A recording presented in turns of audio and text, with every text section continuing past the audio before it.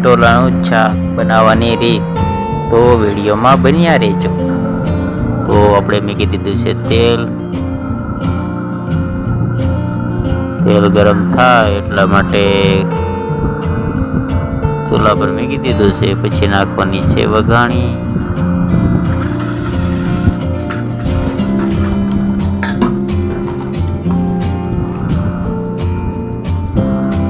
મિત્રો વઘાણી નાખી દીધી। હવે નાખી દઈએ કંટોલાના કટિંગ।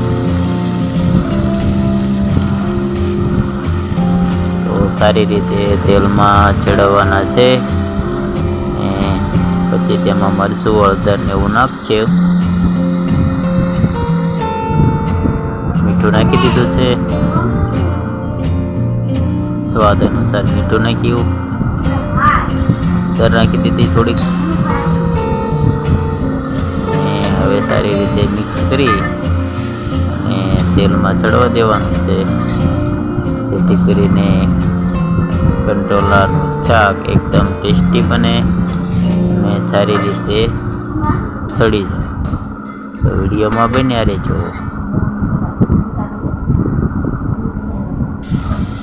ચાલો મિત્રો, હવે ફરી જોઈ લઈએ અંદર કેવી રીતનું ચડ્યું છે। નીચે ચોટે નહીં તેનું ખાસ ધ્યાન રાખવાનું।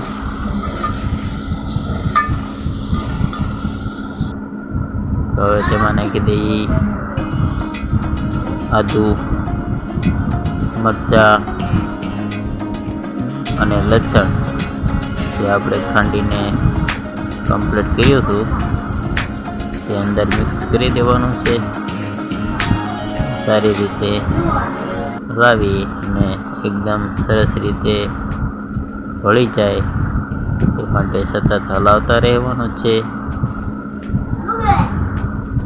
અને પછી તેમાં નાખી દઈશું પાણી અને પછી તેને ચડવા દઈશું મિત્રો।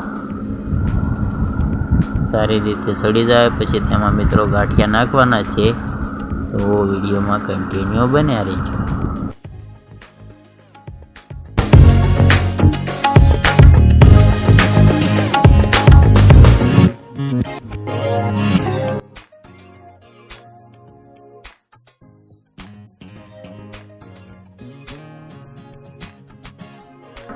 ચાલો મિત્રો, હવે આપણે એક ફરી તપાસ કરી લઈએ, નીચે ચોંટ્યો તો નથી ને।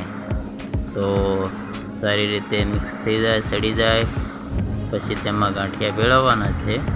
તો ઉકાળો સરસ આવી ગયો છે, તમે જોઈ રહ્યા છો। તો મિત્રો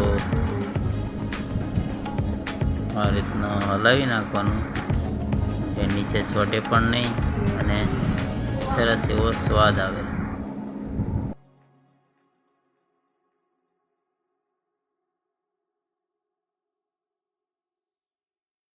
તો મિત્રો સરસ એવું ચડી ગયું છે અને ઉકાળો પણ આવી ગયો છે। તો હવે તેમાં નાખી દઈશું ગાંઠિયા। ગાંઠિયાથી સ્વાદ સરસ આવે છે અને રસો પણ ચૂસાઈ જાય છે, તો એકદમ ટેસ્ટી શાક બને છે। તો તમે મિત્રો અવશ્ય ટ્રાય કરજો। આ રીતનું શાક અમે બનાવીએ છીએ, તમે કઈ રીતના બનાવતા હોય તે કોમેન્ટમાં જરૂર લખજો અને ચેનલમાં નવા હોય તો સબસ્ક્રાઈબ કરી દેજો। તો મિત્રો આપણું કંટોલાનું શાક થઈ ગયું છે કમ્પ્લીટ। હવે તેમાં લીલા ધાણા નાખી સજાવટ કરીએ। તો મિત્રો આપણું તૈયાર છે કંટોલાનું શાક। ચાલો મિત્રો, તો એક મળીએ નવા બ્લોગ સાથે। તો અહીંયા રેસીપી પૂરી કરીએ છીએ। Bye bye.